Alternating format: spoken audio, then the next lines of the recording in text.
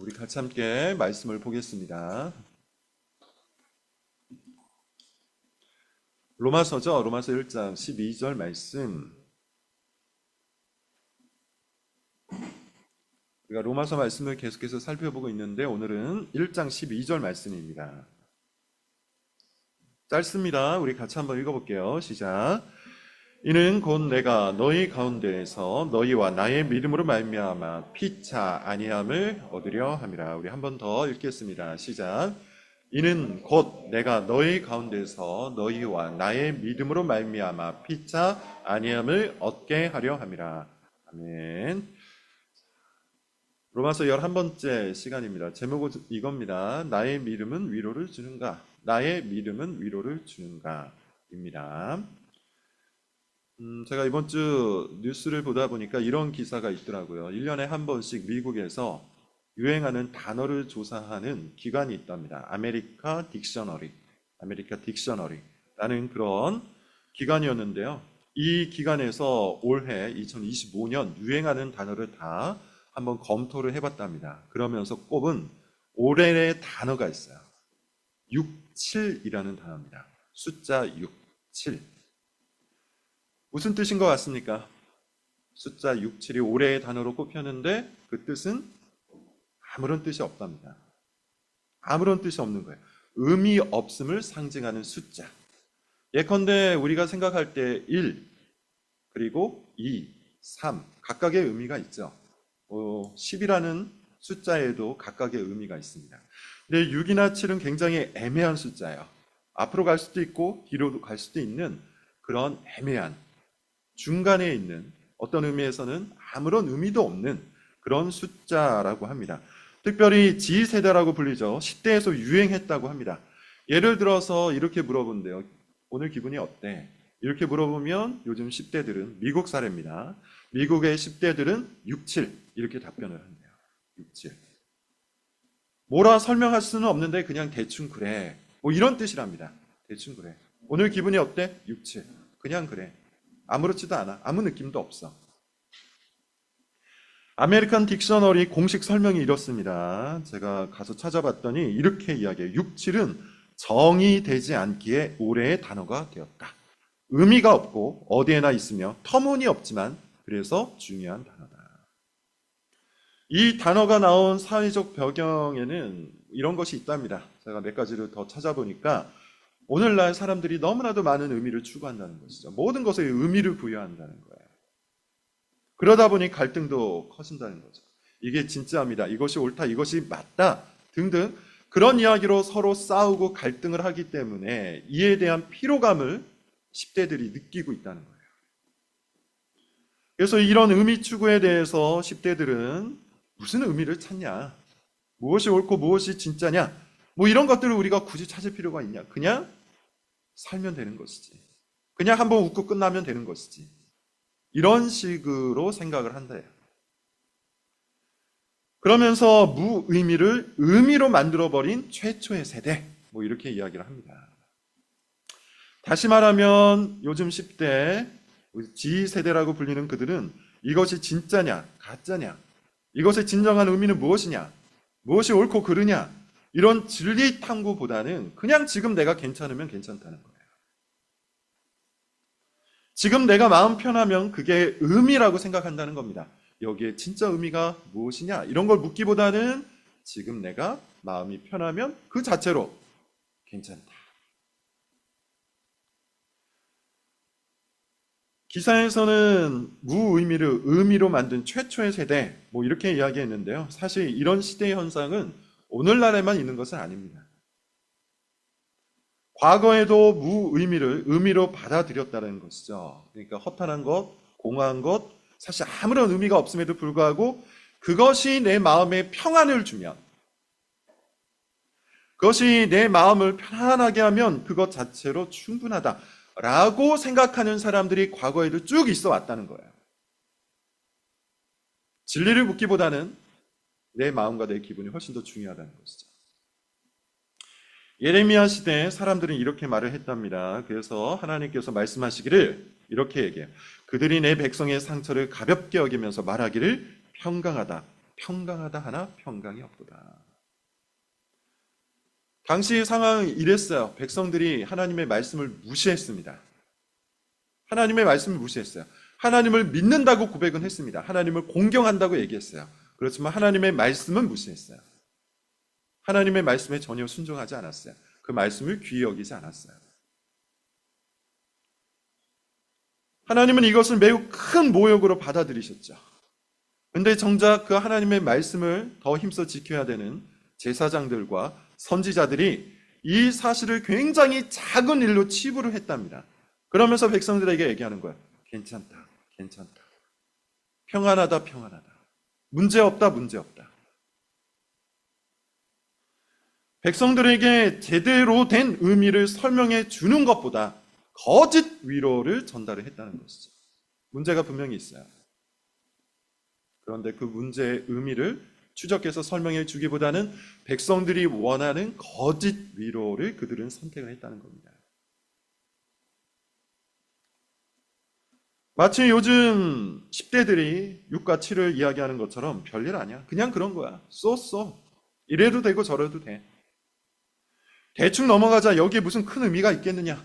내 마음이 편안한 것이 제일 큰 의미다. 그러나 하나님께서는 그렇게 말씀하지 않으시죠. 평강하다, 평강하다 하나 평강이 없도다. 의미가 있답니다. 우리의 언행과 우리의 인생과 우리의 선택 속에 의미가 있대요. 그리고 그 의미가 판단을 받는답니다. 이번 주에 TV를 보다가 제 개인적으로는 조금 놀란 일이 하나 있습니다. 어떤 연예인이 나와서 최근에 돌아가신 할머니 때문에 슬퍼하는 어떤 사람이 있었는데 그 사람을 위로를 해줍니다. 그럴 수 있겠죠. 당연히 위로를 해줘야 됩니다. 그런데 그 연예인이 이렇게 얘기해요. 할머니는 돌아가셔서 하늘의 별이 되었다. 그리고 지금 당신을 지켜보고 당신을 돌보실 것이다. 여러분 어디에선가 많이 들어보셨을 겁니다. 제가 좀 놀랬던 이유는 이 여인이 나름대로 공식적으로 많은 사람들에게 기독교인이라고 알려진 사람이었기 때문이에요. CBS 같은 기독교 방송에 나와서 간증도 여러 번 했던 유명 연예인입니다. 위로가 목적인 것은 알겠어요. 당연히 위로를 해줘야 되겠죠. 그래서 아마 슬퍼하는 그 사람에게 예쁜 말을 해준 것 같아요. 그런데 이 말을 들으면서 고민이 생겼습니다. 여러분, 이 위로가 진짜입니까? 사람은 죽으면 하늘의 별이 되어서 우리를 지키고 우리를 돌봅니까? 위로를 주기 위해서 여러분 우리는 거짓된 말을 해도 되는 걸까요? 성경은 이렇게 얘기하죠. 인생에는 의미가 있고 죽음에도 의미가 있다. 그냥 6과 7이 아니라는 거예요. 그래서 예수님께서 이 땅에 오신 거 아닙니까? 인생의 의미가 있고 죽음의 의미가 있기 때문에. 예컨대 인생은 죄로 가득하고 죽음이라는 것은 그 죄의 결과이기 때문에 예수님께서 이 땅에 오신 것이죠. 그리고 십자가에서 돌아가신 것이죠.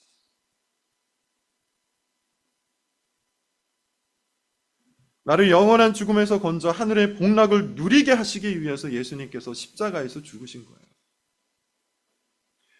이것이 여러분 진정한 위로입니다. 그래서 하이델베르크 교리문답 1문은 뭐라고 얘기합니까? 우리의 유일한 위로가 무엇인가 묻고 내가 살아있으나 죽어있으나 오직 예수 그리스도만이 우리의 유일한 위로라고 전달을 하는 거예요.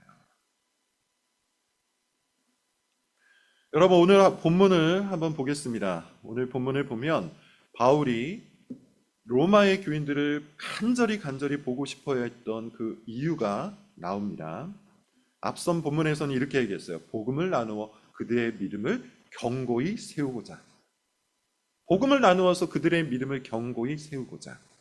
자, 그런데 오늘 본문은 그 믿음을 견고히 세우기 위해서 우리가 무엇을 해야 하는지, 그 믿음을 견고히 세운다는 것은 어떠한 의미인지를 우리에게 알려줘요.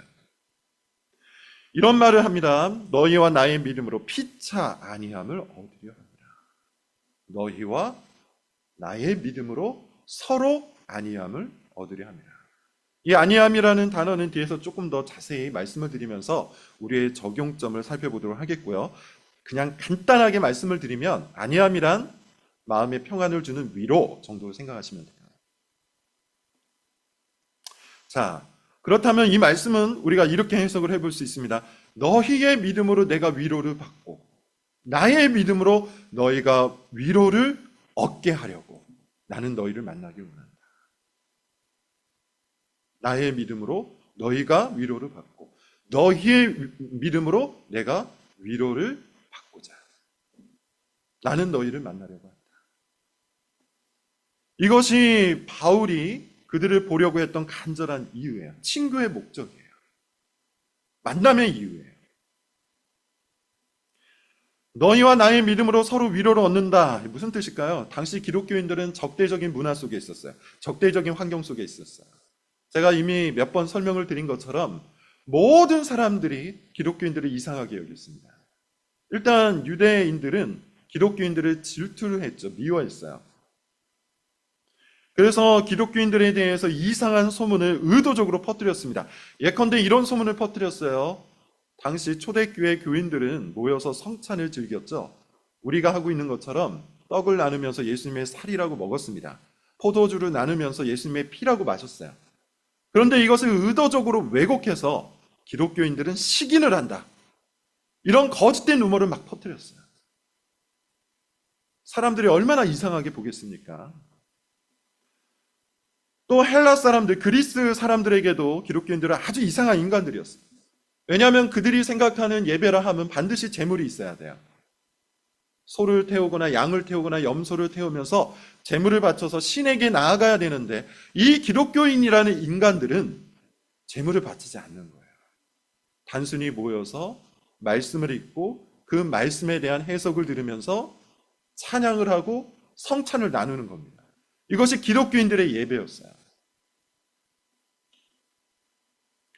음란한 문화도 즐겨야 돼요. 그것이 예배의 한 형태였기 때문이에요. 그런데 기독교인들은 전혀 그러하지 않았습니다. 그들이 이상하다는 소문은 곧 적대감이 되었어요. 그리고 본격적인 압박은 아직 시작되지 않았지만 주변의 모든 이들이 이 기독교인들을 이상히 여기고 더 나아가 껄끄럽게 여기기 시작했어요. 따돌리기 시작했다는 겁니다. 그것이 당대의 문화였어요. 이런 적대적인 환경 속에서 여러분 작은 모임이 되어 산다는 것은 어떤 느낌일까요? 교회 밖을 나가기만 하면 사람들이 손가락질하고 이상하게 바라보고 조롱을 하고 수근수근 거리는, 직장에 가도 또 이웃들과 대화를 나누는 중에도 그런 적대적인 문화와 환경 속에서 산다는 것은 여러분 어떨까요? 딱 한마디로 정의할 수 있을 것 같아요. 외로울 겁니다. 외로울 겁니다. 이 믿음을 지키며 살아간다는 것 자체가 상당히 외로울 거예요. 혼자 있는 느낌이 들 거예요. 내가 가는 이 길이 맞는 것일까? 내가 선택한 이 길이 맞는 것일까? 스스로 의심도 들 거예요. 그런 환경 속에서 믿음을 지키기 위해 살아갔던 사람들이 일주일에 한 번 만나 하는 교제는 어떤 교제가 될 수밖에 없습니까? 서로의 믿음을 세워주는 교제가 될 수밖에 없는 것이죠. 나와 같은 길을 가는 사람을 만난다는 것, 그것이 여러분 어떤 느낌이 되겠습니까? 이 적대적인 환경 속에서 오직 예수님께 충성을 바치기 위해 믿음을 지키고자 했던 일주일의 삶을 들고 교회에 온 사람들이 교회에서 어떤 교제를 할 수밖에 없겠습니까? 내가 가는 길이 틀리지 않았구나. 내가 믿는 이 믿음이 옳은 것이구나. 세상 속에서는 내가 외로운 길을 걸었지만 교회에 오니 나와 같은 길을 걷는 수많은 사람들을 만날 수 있겠구나. 이 사실로 위로를 받지 않겠습니까? 바울은 바로 이런 교제를 원했던 거예요. 그래서 내가 너희를 간절히 만나기 원한다.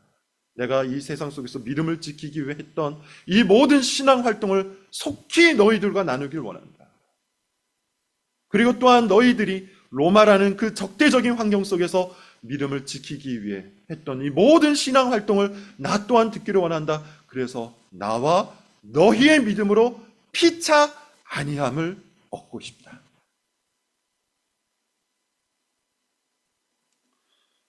철로 역정이라는 책이 있죠. 제가 굉장히 자주 말합니다. 제가 굉장히 좋아하는 책 중에 철로 역정이라는 책이 있어요. 여기에 보면 주인공이 크리스찬이에요. 이름이 크리스찬이에요. 그는 구원의 여정을 걸어가면서 수많은 사람들을 만나요. 대부분의 사람들은 이 크리스찬에게 친절하게 접근합니다. 그러나 크리스찬은 그들에게 한 번도 위로를 받지 못해요. 그들의 겉모습은 매우 친절했어요. 무지라는 인물도 친절했고요. 여기저기에서 만났던 많은 사람들이 크리스찬에게 아주 친절하게 말을 걸어요. 그러나 정작 크리스찬이 위로를 받았던 경우는 두 번밖에 없습니다. 믿음이라는 인물과 소망이라는 인물을 만났을 때요. 그들과 구원의 여정을 걸으면서 무엇을 이야기합니까?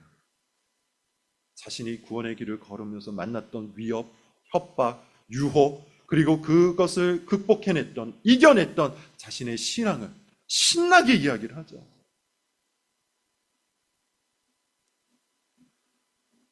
크리스찬과 소망이 이런 대화를 나눠요. 크리스찬이 묻습니다. 자네는 어떻게 믿음에 이르게 되었는가? 그랬더니 소망이 얘기합니다. 저도 처음엔 죄를 대수롭지 않게 여겼습니다. 하지만 허영의 도시에서 믿음의 순교를 보고 죽음 이후의 심판을 두려워하게 되었습니다. 내가 죄인임을 깨닫게 되었고 울부짖었지만 처음에는 아무런 위로도 없었습니다. 그러나 어느 날 그리스도께서 십자가에서 나를 위해서 죽으셨음을 깨닫고 내 마음이 완전히 녹아버렸습니다. 그리고 그 순간 내 마음에 평안이 찾아왔고 당신을 보며 당신이 가는 길을 따라오게 되었습니다. 이게 구원의 길에서 크리스찬과 소망이 나눈 대화예요. 크리스찬은 이 얘기를 듣고 기뻐합니다. 뛸 듯이 기뻐했다고 표현되어 있습니다. 여러분, 우리는 어떻습니까? 우리의 교제는 어떻습니까? 우리의 친교는 어떻습니까? 우리가 교회에 와서 교인들을 만나 우리는 어떤 이야기를 합니까? 우리의 믿음은 위로를 줍니까? 우리의 믿음은 서로 안위함을 얻게 합니까? 적대적인 환경 속에서 그리스도께 바친 내 충성을, 내 믿음을 속히 교회에 와서 함께 나누고 그 믿음을 통해서 다른 이에게 위로를 주고 다른 사람의 믿음 이야기를 듣고 나도 위로를 얻고자 교회에 찾아옵니까? 비상적인 공감이나 상투적인 신앙 언어가 아니라 진정 믿음의 고백을 통해 우리는 함께하고 있습니까? 오늘 본문은 우리에게 이런 도전을 주고 있는 거예요. 믿음으로, 나의 믿음으로 서로를 위로하라. 나의 믿음을 가지고 다른 사람을 위로하라. 다른 사람의 믿음을 통해 위로를 받아라.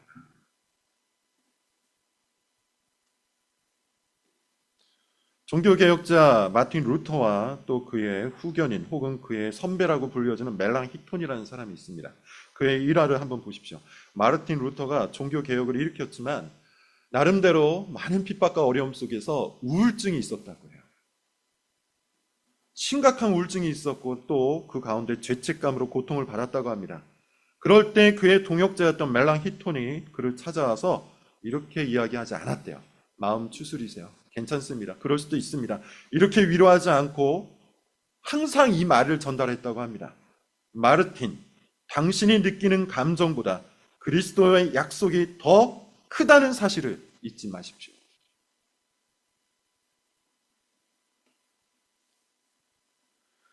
멜랑 히톤은 루터의 감정보다 그 감정 위에 진리를 가져다 놓은 겁니다. 그들의 교제는 단순한 감정의 교환이 아니라 믿음의 교제였던 거예요. 그래서 훗날 루터가 이렇게 기록을 하고 있어요. 나는 멜랑 히톤의 눈물보다 그가 전한 복음의 말씀으로 더 큰 위로를 받았다. 여러분, 이와 같은 겁니다. 믿음의 교제라는 것은 단지 감정을 교환하는 수준이 아니죠. 필요 없다는 말이 아니에요. 그것을 뛰어넘는, 그것을 초월하는, 그것보다 더 커다란 우리 주 예수 그리스도를 붙드는 우리의 믿음이 서로를 위로해 주는 겁니다. 자, 그렇다면 오늘 본문 뒷부분에 있는 안위함이라는 이 단어에 대해서 조금 더 구체적으로 살펴보면서 우리가 어떻게 우리의 믿음을 통해서 서로를 위로해 줄 수 있는지를 적용하여 좀 살펴보도록 하겠습니다. 아니함이라는 이 헬라어 단어는 제가 찾아보니까 세 가지 단어가 겹쳐 있다고 그래요. 첫 번째는 위로입니다. 계속해서 말씀드렸던 것처럼 위로라는 단어인데, 이 위로라는 단어는 다소 감정적인 측면에 비중을 두고 있어요. 예컨대 여러분, 우리는 누군가를 위로해 줄 때, 우리가 누군가를 안위함을 주려고 할 때 그의 마음을 이해하고 헤아리는 것으로부터 출발할 필요가 있습니다. 로마서 뒷부분에 보면 바울이 이런 말을 해요. 슬퍼하는 자와 함께 슬퍼하라. 우는 자와 함께 울라. 기뻐하는 자와 함께 기뻐하라. 웃는 자와 함께 웃으라. 이 말의 의미는 뭡니까? 그들의 감정, 그들의 삶의 여러 가지 정황 속에서 찾아온 그들의 마음에 우리가 기본적으로 공감을 해줄 필요가 있다는 것이죠. 예수님도 그러했습니다. 예수님께서는 자신의 가장 친한 친구 중 한 명이었던 나사로가 죽었을 때 제일 먼저 뭘 했습니까? 예수 그리스도는 생명의 주님이시기 때문에, 또한 그가 나사로를 통해서 어떤 일을 일으키셔야 되는지 알고 계셨기 때문에 나사로의 부활을 알고 계셨어요. 나사로를 부활시킬 것을 이미 알고 계셨어요.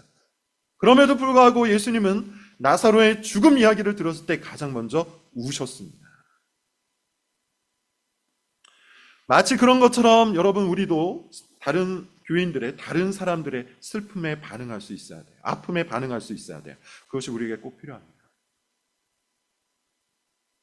우리가 누군가에게 우리의 믿음을 통해서 안위함을 피차 얻게 하려고 한다면 우리는 그를 위로해 줄 수 있어야 돼요. 그에게 반응해 줄 수 있어야 돼요. 이것이 안위함이라는 단어 속에 들어가 있는 첫 번째 층입니다. 두 번째는 격려라는 단어가 들어가 있어요. 이 격려라는 단어는 조금 더 하나님의 말씀 쪽으로 다가옵니다. 예컨대 격려라는 말의 그 뜻은 문자적으로만 보면 세워준다는 뜻이에요. 무엇으로 세워주냐는 거죠. 말씀으로 세워준다는 거예요.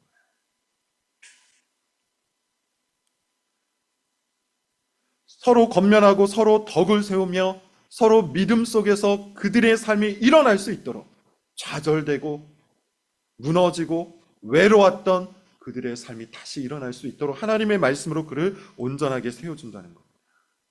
단지 공감하는 것만으로 충분하지 않아요. 함께 슬퍼하는 것만으로 충분하지 않아요. 함께 아파하는 것만으로 충분하지 않아요. 우리가 같이 슬퍼하고 같이 아파했다면 그가 그 삶 속에서 일어날 수 있도록 주님의 말씀을 갖고 권면할 수 있어야 돼요. 주님의 말씀으로 그를 다시 일으켜 세울 수 있어야 돼요. 이것이 안위함이라는 단어 속에 있는 두 번째 층이에요. 그리고 세 번째가 이겁니다. 용기를 주는 것이죠. 용기를 주는 겁니다. 용기를 준다는 말은 무슨 말입니까? 다시 일어나서 앞을 향해서 걸어가게 하는 겁니다. 믿음으로 다시 구원의 여정을 떠나도록 만드는 거예요. 앞서 이야기했던 것처럼 로마 교회 교인들은요, 적대적인 환경 속에 살았어요. 많은 사람들이 이상히 여겼습니다. 껄끄러게 여겼어요. 은근히 따돌렸어요. 믿음 때문에 손해를 보기 시작했어요. 그리고 주변을 돌아봤더니 어떤 사람은 그 믿음으로부터 떠나가기 시작해요. 왜냐하면 손해가 너무나도 크게 발생하기 때문에. 그래서 이 길이 맞는가 고민하다가 다른 길을 선택하는 사람들이 주변에 왕왕 생기는 겁니다. 그럴 때 어떻게 됩니까? 좌절하는 것이죠. 그럴 때 낙심하게 되는 것이죠. 그 심령이 상하게 되는 것이죠. 그런 사람은 앞을 향해서 나아가지 못해요. 그 사람을 우리가 어떻게 일으켜서 해야 합니까? 그 사람을 우리가 어떻게 위로해야 합니까? 그 사람에게 용기를 줄 수 있어야 되는 거죠. 나의 믿음을 통해, 나의 믿음 생활을 통해 내가 좌절하고 내가 낙심하고 내가 상한 심령이었을 때 어떻게 믿음을 통해서 일어났는지를 그와 함께 나눔으로 다시 앞을 향해서 나아갈 수 있도록 해주는 거예요. 그래서 바울이 고린도후서 1장에서 이런 말을 합니다. 내가 많은 고난을 당하는 중에 하나님께서 나를 위로하셨다. 하나님께서 나를 위로하신 그 이유는 나와 같이 환난을 당하는 자에게 내가 위로하게 하려고 하나님께서 나를 위로하셨다고 얘기해요. 따라서 여러분, 우리의 그 모든 믿음은 나 자신만을 위해서 주어진 것이 아닙니다. 하나님께서 우리를 위로하시고, 하나님께서 우리에게 격려하시고, 하나님께서 우리에게 용기를 주셔서 다시 구원의 길을 가게 하신 그 이유는 나 한 사람만을 위한 것이 아니에요. 나의 이 믿음을 통해 다른 사람을 다시 구원의 길 앞에 세워놓고 걸어가게 하기 위한, 피차 아니하게 하기 위한.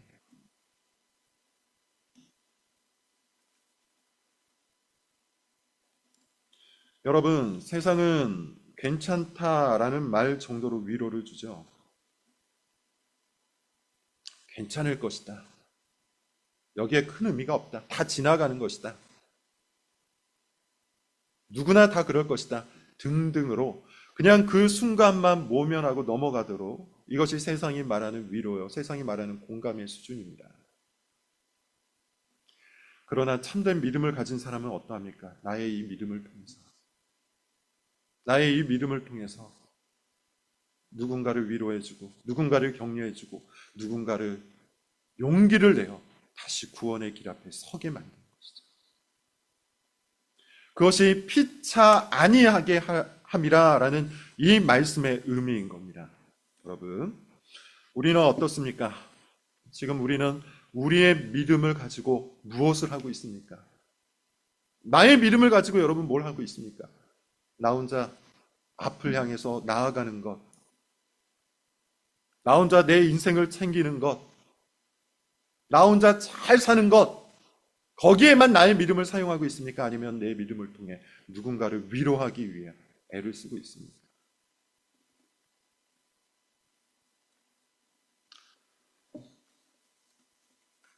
한국교회 초기 순교자들의 이야기를 다룬 책이 있어요. 순교자 이야기라는 책입니다. 그 책에 보면 이런 내용이 있어요. 1900년대 초입니다. 함경도의 집사님이었던 정춘수라는 분이 계십니다. 그분이 감옥에 갇혀요. 혹독한 고문을 당했다고 합니다.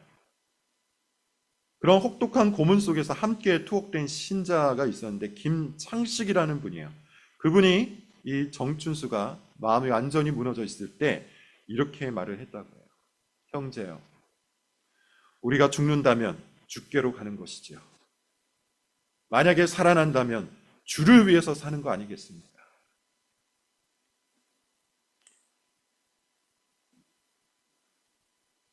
정춘수가 답변을 했답니다. 당신의 말이 오늘 나의 복음이요. 그리고 이 둘은 감옥에서 순교를 당합니다. 이 두 사람은 서로의 믿음을 통해서 위로하고, 서로의 믿음을 통해서 격려하고, 서로의 믿음을 통해서 용기를 준 관계이죠. 그리스도인의 교제란 바로 이와 같아야 한다고 믿습니다. 계속해서 말씀을 드린 것처럼 이 사람들이 특별하거나, 이 사람들이 대단하거나, 이 사람들에게 특별한 능력이 주어진 것이 아니에요. 이 사람들에게도 복음이 주어졌고, 이 사람들에게 주어진 그 복음이 오늘 우리에게도 동일하게 주어졌습니다. 그러므로 복음을 만난 자, 복음을 붙드는 자, 복음 속에 머물러 있는 사람은 이와 같아야 하는 것이죠. 너희와 나의 믿음으로 서로를 위로하고, 서로를 격려하며, 서로에게 용기를 주어 구원의 길에서 끝까지 걸어가도록 힘을 더해줘야 되는 겁니다. 다시 한번 여러분들에게 묻습니다. 나의 믿음은, 우리의 믿음은, 여러분의 믿음은 위로를 줍니까? 서로 믿음으로 위로를 주는 그런 관계로, 그런 교제로 우리 교회가 성장해 나갈 수 있기를 바랍니다. 기도하겠습니다.